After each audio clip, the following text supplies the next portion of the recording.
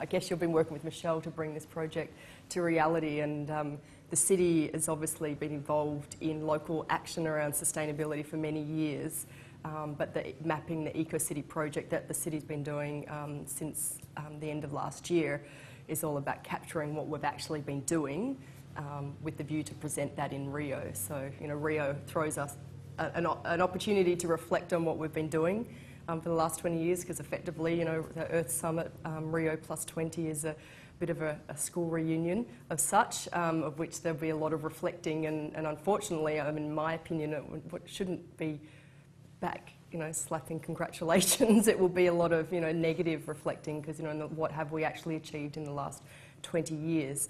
But it's important from a city government point of view to also say, well, what have we done around environmental and social responsibility development in our city? And it's been one of the, you know, I think one of the more exciting projects that I've been involved in, and where we started with an internal conversation. We asked anyone at the city who wanted to be involved to talk about, well, how do they see our journey on this eco-city journey, and we've started a timeline, and we've got a map, and it's now a 10-page document about what we feel have been the significant, or not even necessarily significant, but all the small steps along the way to be an eco-city. And then partnering with Our Say and going to the Sustainable Living Festival in February and Melbourne Conversations, we've then started having this conversation with the people who work, live, visit the city as well, to capture what they think we've done, what we should have done, what we should be doing, and commenting on the projects that we've got in the future. And I mean, I think that it's really important that cities are involved in the conversation in Rio. It is it's nations talking, but we know that cities are the ones that are acting mostly on these issues, and for whatever reason, you know, the cities seem to be finding solutions to challenges that nations seem to think are too difficult to do. And I think that it's exciting, but it's also daunting to say, well, what have we done and what do we need to do to really get there? And I mean, a couple of your questions will cover a lot of that as well. But it's exciting, and I've just was saying that I've just come back from an international cities conference on educating. It's an educating cities association from around the world, and it's all about lifelong learning and how we engage with citizens in our cities on education on any level. So not just formal education, you know, lifelong learning, but and on any subject. But this particular event was about environment and eco-cities, and participatory democracy is a key part of a lot of what cities are doing around the world, especially cities where they're not, you know, they're developing cities. And South America have got some great examples of cities that are really working with their citizens around not only budgeting and active involvement in how budgets are set with people, but also how they are being creative in social development as well. And it's always exciting, you know, as a developed first world city to see smaller cities in terms of finances, but large cities because of populations and how they're tackling those challenges is really quite inspiring. So taking your stories to Rio will be a good opportunity to showcase what we're doing. But likewise, post-Rio, we'll come back and share what we've learnt as well. Anyway, that was a long ramble, but bear with me. That's great. But thank you very much as well. And I was daunted by what the questions may or may not have been, and I was tracking the progress online, but I was quite, excited with the questions that we came up with. Hello, Cathy. I'm Shelley Mapp. I'm a writer and consultant, and I'm here on behalf of Do It on the Roof. I'm one of the leaders of the team there, and we're a campaign for public green roofs in Melbourne. And so we're thrilled that our question won the Our Say competition. And our question to you is that we're really keen to ask you is, how can we get public green roofs happening in Melbourne right away? And just to clarify, what do you mean by public green roofs? Like openly accessible green roofs? That's right, yeah. Okay, so it's different to just how do we get green roofs going in Melbourne? Yeah, because as I know you know, Melbourne's already got a number of green roofs dotted around. We've even got the largest green roof in the Southern Hemisphere here on Crown Casino, but they're all private. And what that means is that not very many people get to experience them or see them. So we think that we're not going to see lots of green roofs being created until lots more people get to experience them. That's why we're keen to get public ones. No, I'm glad I asked for clarification, because I guess my response has been, of course, I love green roofs for many, many different reasons. For their environmental benefits is one of the clear, obvious reasons and cooling our buildings, and the City of Melbourne has been involved in a lot of research and with not only with our universities but also with building owners to determine the best sort of green roofs for Melbourne and the climatic the climate that is Melbourne, and because there's a lot of examples around the world of green roofs, but we need to make sure that when we're talking to building owners and encouraging the take-up of green roofs, that we know that what plants will grow or what sort of soil should be used within the City of Melbourne. So a lot of what we're doing is collaborating with the researchers and the building owners to get that sort of information.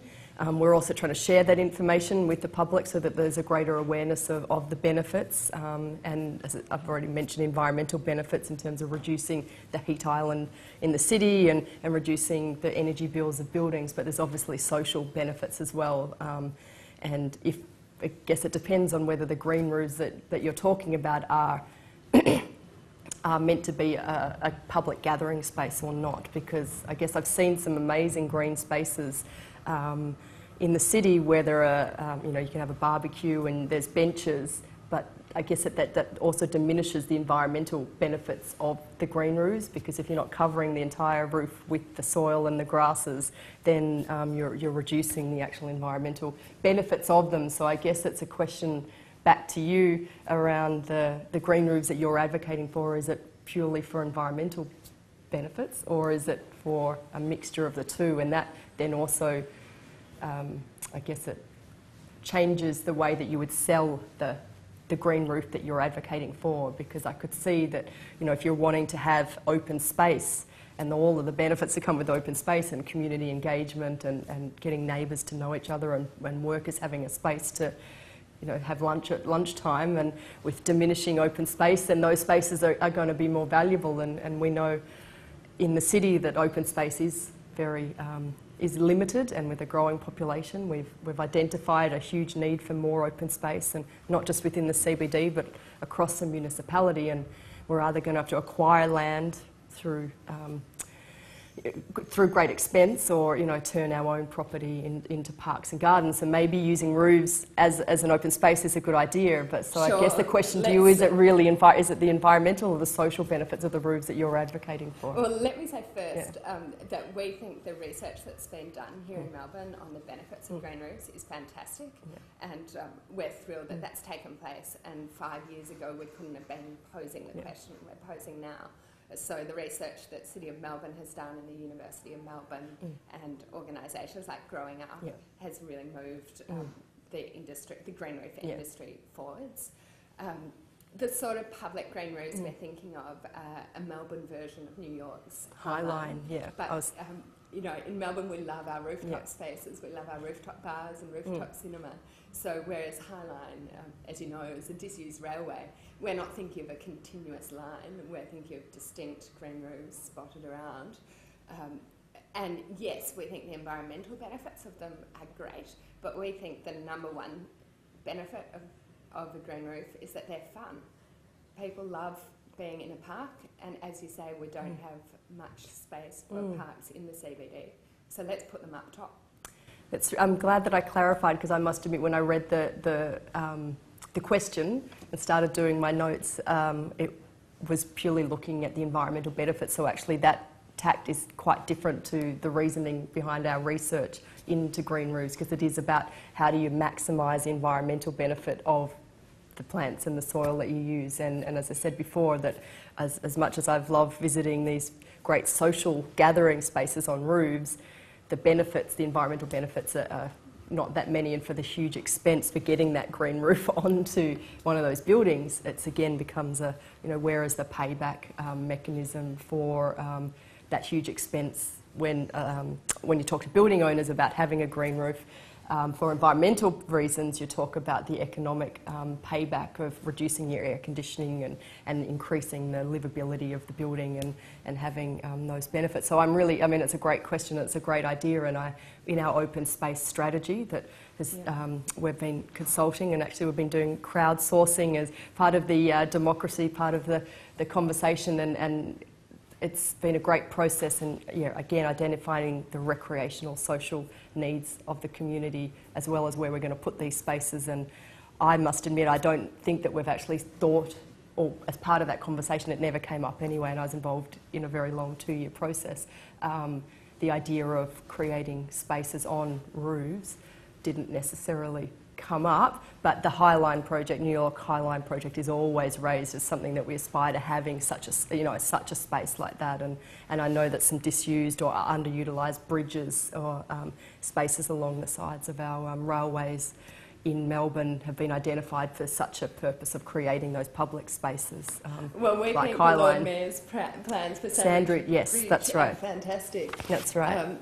We think with Melbourne's distinctive rooftop culture, there's just so much potential to create a great culture, to expand on that culture here and create a whole city of rooftop parks. No, it's great. So, I mean, I guess in conclusion, I'd say that I will put you in touch with our open space strategy team, because they're in that process of finalising the, our actions and our strategy for acquiring the open space needs of the future and current population. So I think that it's a great conversation to continue, because I totally agree, and those spaces are cool and funky and make Melbourne what it is. So I look forward to talking more. Yeah, absolutely. No, thanks. Yeah. Hello, Cathy. I'm Jeff Payne, a consultant scientist, and I'm also the convener of the Victorian ALP Climate and Energy Policy Committee, and I have a particular interest in industrial toxicology.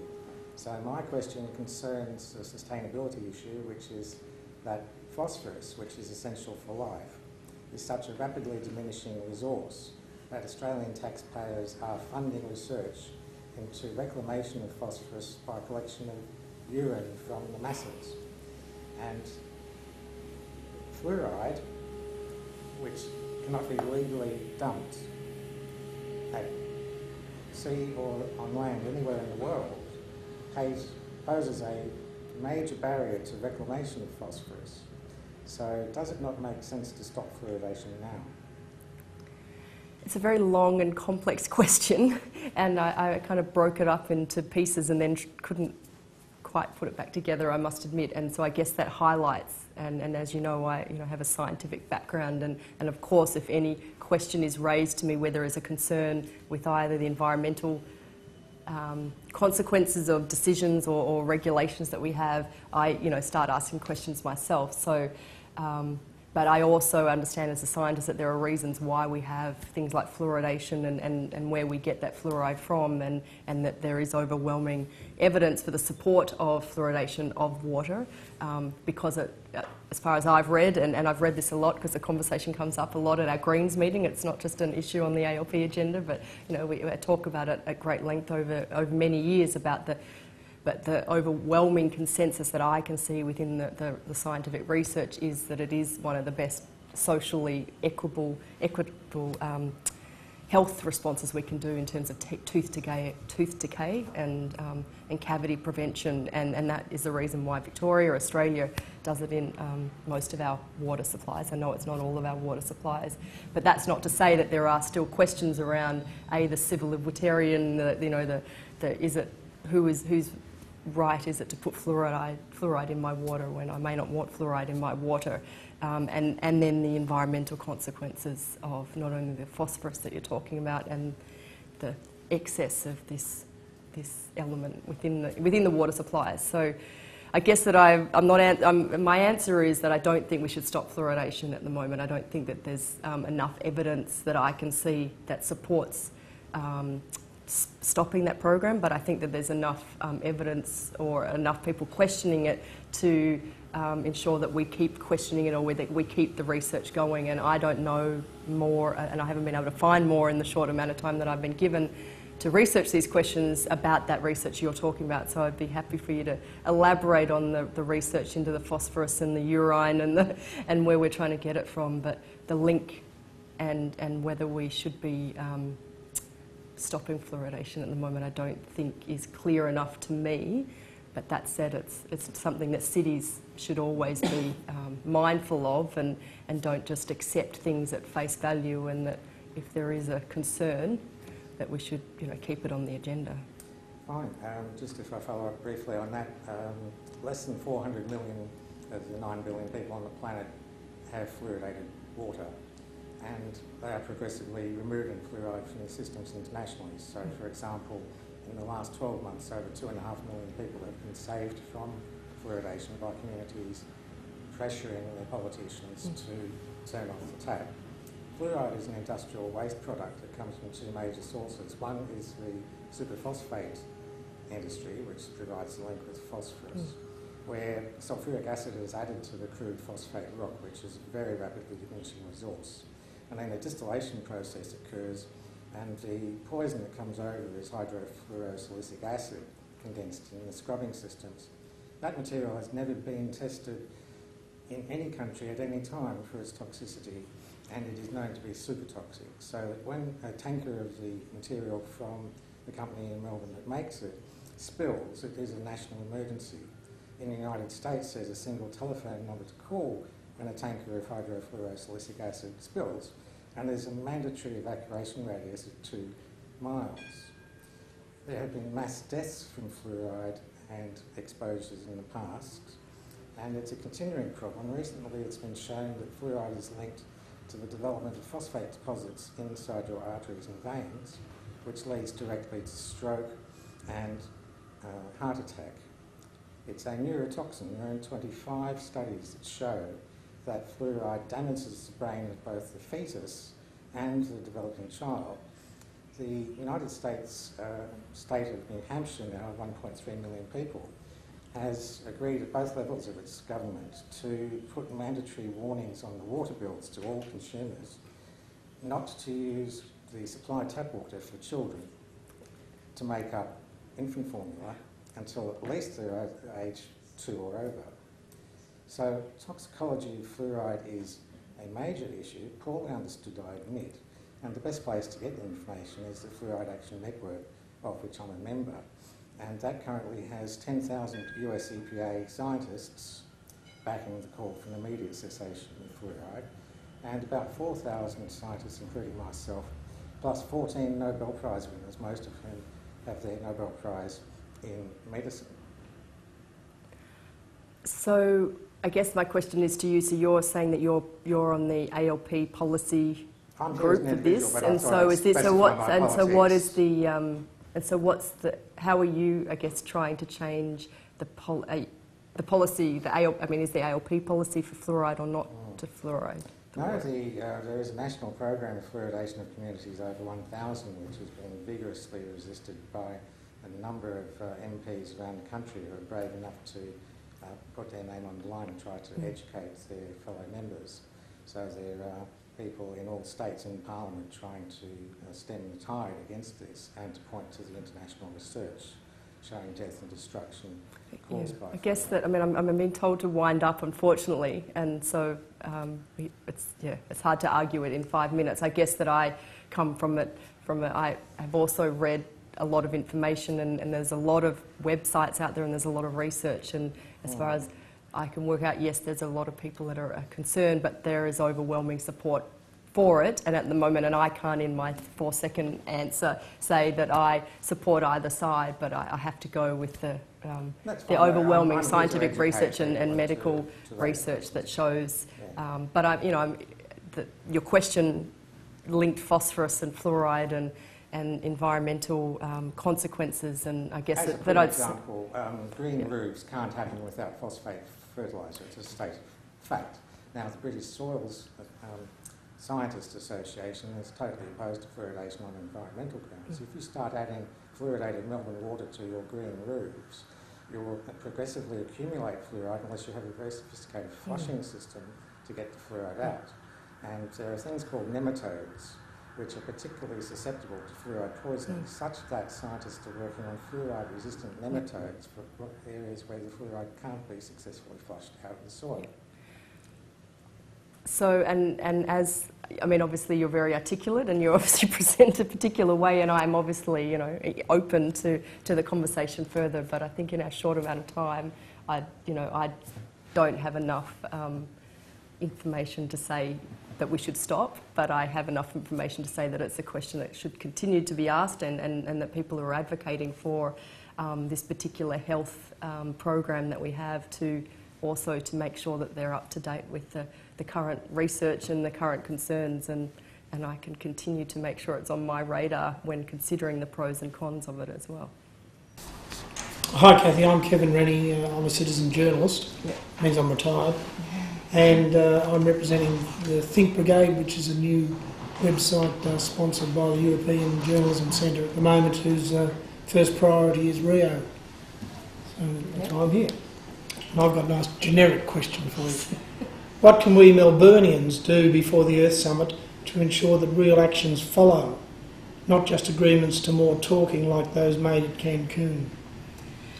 I think it's a very good question, and I'm glad that you're asking it only in that, I was talking about why I am going to Rio and why I've taken part in United Nations climate conferences in Copenhagen and in Mexico, and as you mentioned Cancun, it was incredibly frustrating to spend 24 hours a day for 2 weeks trying to negotiate various sections of the various bits of text and seeing all the nations doing a similar thing, and to have a piece of paper, an agreement at the end of it that didn't seem to progress any targets or any action. But one of the more, I guess, frustrating aspects from my point of view as an individual, that's not necessarily important, but was how unengaged people were with the process, and how little care people had in Melbourne and probably around the world that people had in what's going on at the UN conferences, and Rio's no different in that, obviously I'm involved and the city's involved, and you're all now aware of, Rio Plus 20 and the Earth Summit, but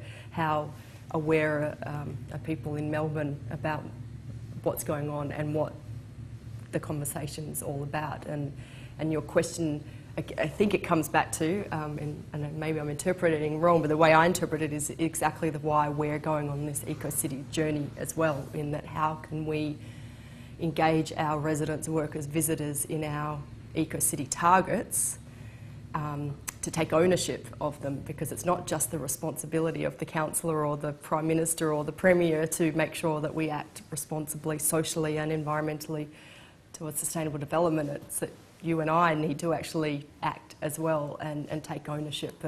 But how do you take ownership unless you know what the actions are or what the targets are? And I don't think people can plead ignorance to knowledge around, the environment or their behaviour and their consequence. They can't say, oh, I have no idea. But we do have a responsibility, I guess, to articulate what zero carbon city means, or what a carbon neutral city means, or what collecting all of the water in the city, in our city, as a catchment strategy. What does that mean to an individual Melburnian? So I guess that if your question is what does a Melburnian can do to take action or to be involved in the process, I think is to take responsibility for their role in the actions that are required, and whether our role is to say what these actions are, but I think it's vice versa. We need to make sure that everyone, it's not just passing the buck, that everyone's part of the solution. Obviously, making sure their politicians or their local NGOs are aware of their interest in the issue is important. It was quite sad to see in The Age yesterday that the environment's dropped out of the top 25 of concerns of humans, but given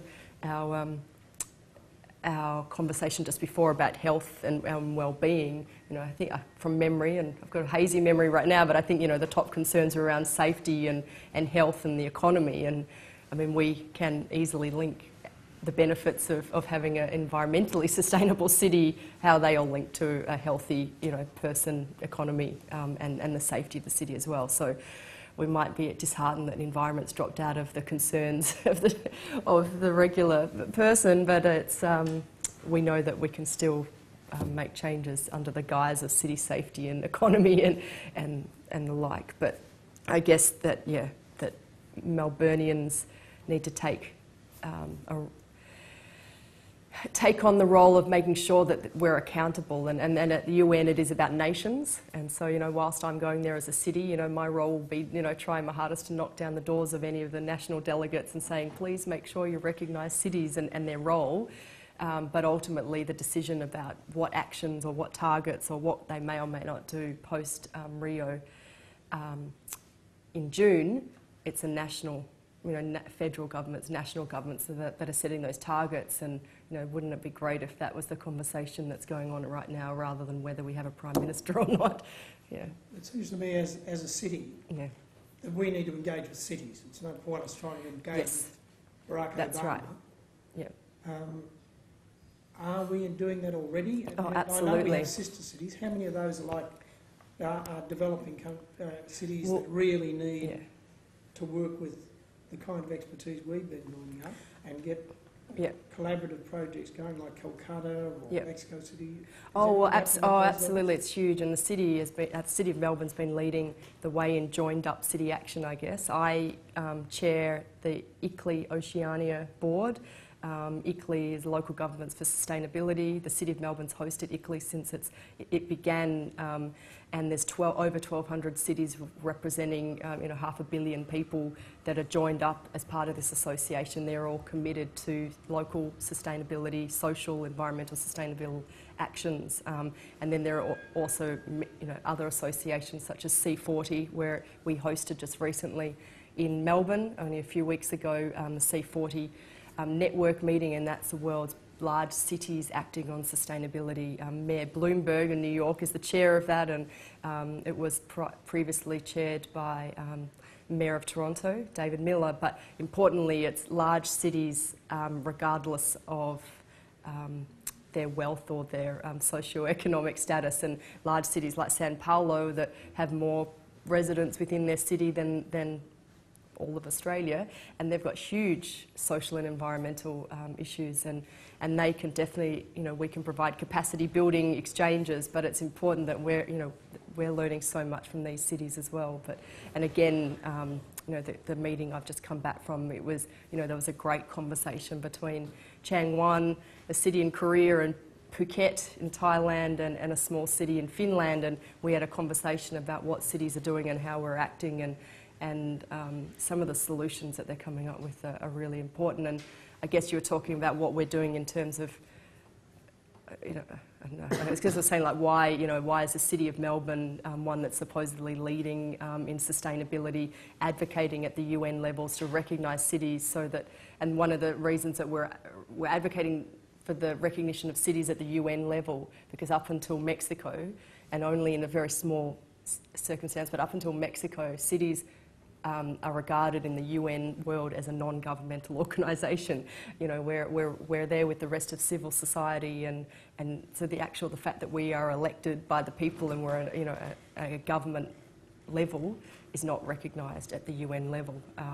But the reason we need to advocate is because there are conversations about financial mechanisms going on, and the green economy, and how do we have financial mechanisms to help developing cities and developing countries through climate change. And there's also conversations about governance and the like, and obviously the City of Melbourne doesn't want handouts from a World Monetary Organisation, but we want to advocate on behalf of smaller cities that need to have finances to help with their climate adaptation projects. So, it's sort of we've gone round and round and round, but I think that it's really important that we share and our capacity, but we're also listening, and again, the lessons that South America is showing us in terms of participatory democracy and enacting real change through real conversations with people, and not just here's a consultation that we've already done, but if you could tell us how much you like it kind of process. Real engagement of the citizens and amazing environmental outcomes. So, yeah. I'm particularly interested in what the real international actions are rather than the conversations. Yeah. The conversations are really important. Oh, but the actions, what... No, but the conversations include the actions, and I guess what the cities are showing is that actually if the nation spoke to cities, they'd see that their targets can easily be met, that the cities have already signed up to significant targets around carbon neutrality and water capture and energy efficiency, and cities, large, small, developing, non-developed, have already signed up to take action, and yet the nations are unwilling to commit to these targets on paper, because I don't know why, they feel like they can't meet them, and yet the cities are saying, hey, we are over 50% of the world's population, we're generating 70% of the greenhouse gases, the carbon footprint of the world, and yet we're signed up to targets that are And before, before Australia signed Kyoto, there were thousands of cities around the world, thousands. And in fact, in Australia, over 80% of our population lived in councils that had signed up to targets that were greater than that was expected under Kyoto, and yet our government still wasn't signing up to Kyoto, and yet over 80% of us lived in cities that were already going to be meeting those targets anyway. So I guess when I say they're conversations, the cities are having conversations because that's all we can do at these international levels. We're not there making the targets, we're not there signing the agreements or the preambles or the content of those documents, but we are there on the big stage, and this conversation will be part of what the city of Melbourne is presenting, saying we are doing things and we can help you get to those targets, and let's be a bit more courageous and trust this other level of government that you consider a non-government, trust in this level of government to help you with those targets. So yeah, so it's not just, we have to converse, we have to speak, because we're not the ones writing the targets, but recognition would be great, and I guess anything that Melburnians can do to highlight the need for federal governments and state governments to talk to cities. And I know we're getting the wind up, but too often our federal government and our state governments make decisions around large infrastructure projects and without properly consulting cities,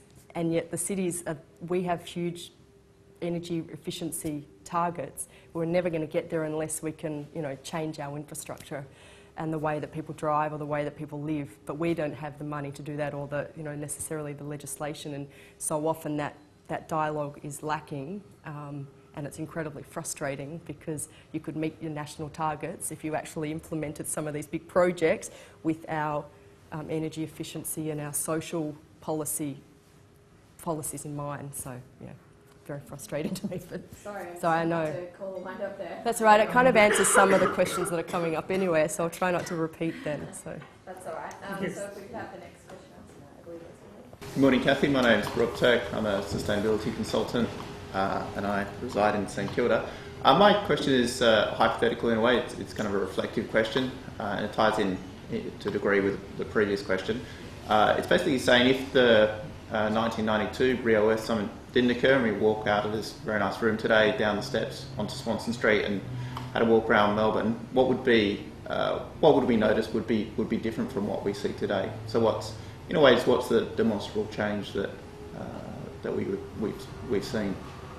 it is a hypothetical. It's difficult. It's difficult to answer, obviously. But I'd like to think that if we didn't have the Earth Summit, that people were progressive enough to think that we need to act on environmental change and climate change. And climate change was something. It didn't just appear on the agenda in 1992 at the Earth Summit. It was something that people were aware of well before that. And I know that the City of Melbourne was involved in things before that. And I, as an individual, from when I was born, I've been, campaigning on environmental issues, and that was all way before 1992. So I'd like to think that there was, that we walk outside tomorrow and we wouldn't see Melbourne trying to be an eco-sustainable city. But we can't underestimate the benefits of joined up nations and cities talking and committing to act. And I think that in our journey and in our reflection that I was talking about before, when we said, well, what has the city done since 1992? It is, and you look at that Rio Summit and local Agenda 21, that cities, their response to Agenda 21 at the UN level, and the City of Melbourne at that time signed up to that and got involved with ICLEI and started doing changes within the city, such as postcode 3000, and identifying that if you did look out the window in 1992, you wouldn't have seen anyone in the streets after 6 o'clock, and it would have been a very dead city, a city that we term the donut city, when people come to work and then they leave after 6 o'clock. And there was a definite decision in the early 90s for this postcode 3000 project, and that's about activating the city though, and that's city safety and retail and business and economy, and that's, there are different drivers. But the UN Earth Summit's not just about environmental consequences, it's about social development as well, and providing an active space, I think, in the city is important. So, and those policies were, being created before 1992. But I think that the joined up cities action that we were just talking about, and having City of Melbourne saying, okay, if we want to be a leader and we want to lead in sustainability, then we need to start setting targets, but we also need to be open to sharing that with the rest of the world. And our work with ICLEI and working with cities around the world has meant that we've had to keep up that level of, if you want to be a world leader, you have to keep progressing. And I think that we wouldn't have identified, in order for us to be an eco-city and start that journey 20 years ago, obviously we had to identify, well, what are their impacts and what are the main impacts on our footprint, and developing the 1,200 buildings program, I don't think necessarily would have happened in the way that it did if we didn't have the conversations with other cities around the world, and also that technical expertise or the fine-tuned detail of the analysing your footprint and analysing what are the greatest impacts, so that you can focus your efficiency, focus your attention on those. And I guess that's where the 1,200 building program came from, with the focus on commercial buildings and acknowledging that the old buildings within the city that were fairly well built up, 20 years ago, and there's not much going to change, that it's the old buildings we need to retrofit in order to meet our environmental targets. And being able to identify, I guess it's the biggest bang for our buck, and focusing our strategies around things that will reduce the efficiency, increase energy efficiency of the city. I think, I don't know, it wouldn't have been as fine-tuned, I guess. Yeah. So it's difficult because you pose the question as what would we do if we walked outside the town hall, and I guess it's in a completely literal visual sense. There's probably would still be cars on Swanston Street, but the buildings and the town hall would be the same. So from a completely literal sense, it would probably look as it does now, but there would still be cars on Swanston Street. But it's important to note, though, that in '92, 20 years ago, they did actually, for one day, I think that year, they removed all the cars on Swanston Street, and they rolled out grass, and people had picnics, and to showcase what a city could be. So Do you think that's one of the challenges, though, you mentioned before about the lack or the struggle to get people interested in the current summit, is just that connection between, for example, the summit that happened in '92 and then what people see in their daily lives? Absolutely, and yeah, the what do you call it? The visualising the invisible, or showing the invisible, and so often energy efficiency. What does that look like? And that's where we do need to make that connection to the social benefits of energy efficiency, and our CH2 building, which is a significant milestone on our sustainability journey as well, where we spent a huge amount of money to build a showcase, world's best practice 6-star building. At that time, it was the most environmentally friendly in if not the world, in Australia, and it still is a showcase building. But one of the best stories that come out of that building and other green buildings is the social benefits and the increased productivity, because people are happier to live in a building where it's cleaner air and it's not a sterile environment, and there are plants and you can open the windows, and the productivity increases. Obviously there's an economic benefit of that, and less sick days and less people turnover, because people want to be at work.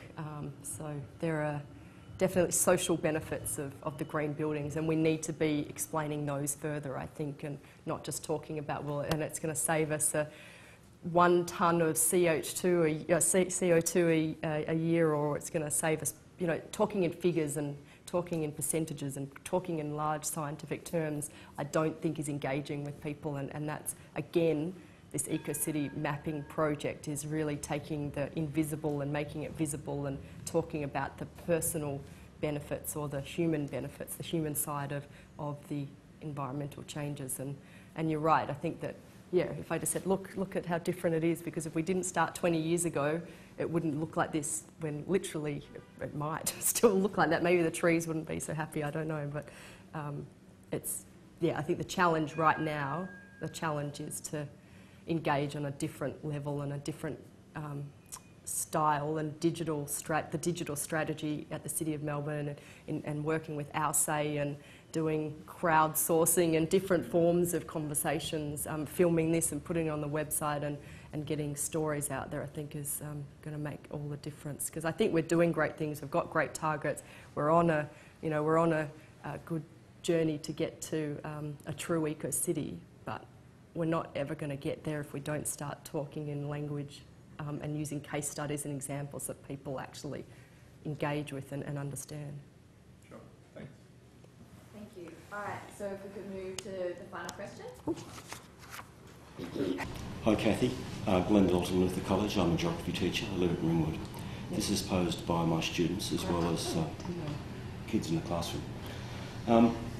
Poor urban planning and increasing rapid urbanisation are some of the biggest issues facing sustainability and sustainable cities. If we want to be able to see the problem, map it and show change over time, why don't we develop 10 criteria to measure sustainability across each individual local government? If we can see it, we can create positive change. That's my question. Well, thank you to you and your students. I didn't realise that there were students involved in asking the question. That's great. And I totally agree. And again, part of the EcoCity mapping journey or process that we're going on is how can we, even just within the City of Melbourne, so how we do it across the state is another question, but even within the City of Melbourne, what we're looking at is how can we take the sustainability data that we do collect, and we are collecting a lot of data around energy use and water use and where the carbon impacts are, and we're collecting a lot of data, but how do we translate that, or how can we use it by suburbs even, like North Melbourne, Kensington, Carlton? How can we show the people in Carlton what their footprint is compared to people in the city or in other suburbs? One of the challenges is that whilst we're all collecting all this data, it's not consistent, or it's not the same way that other cities or other local governments are collecting the data.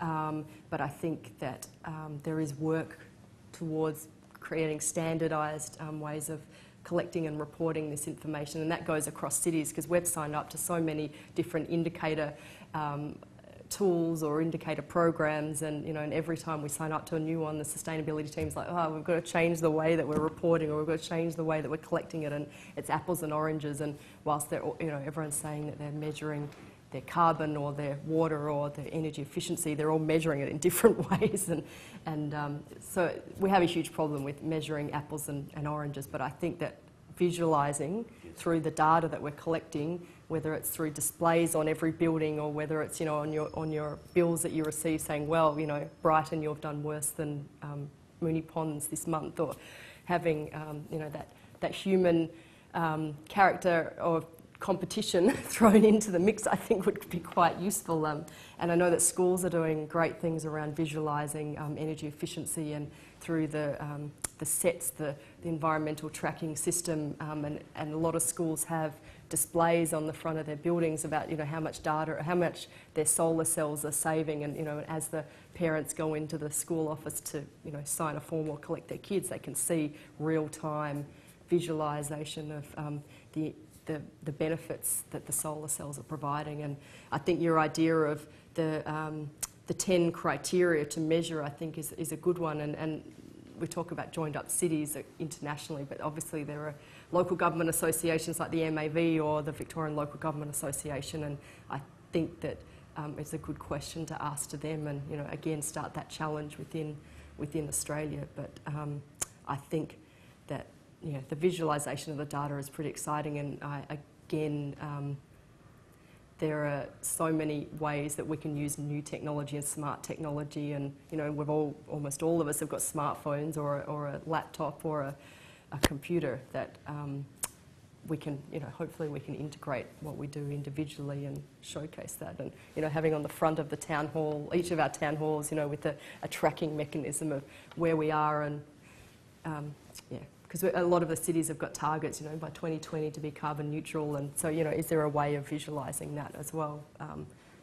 So all I can say is I think it's a great idea, and it's something that we've been just grappling with within the City of Melbourne, because I really want every resident to know what their responsibility is, and not in a negative way, but just in a positive way. It's like, I have no idea what these targets are, what does it mean to me, if we can visualise that, but we're right in the middle of trying to crunch the numbers and get some consistency. But yeah, maybe we write a letter to the dear Mayor of Cardinia or dear Mayor of Geelong. We'd like to challenge you, and these are the targets and these are the criteria we're using, and let's go for it. The Melbourne Livability Study identified Yes. areas which Yes. is very visual. Yes. Kids could map it, there's simple criteria. Yes.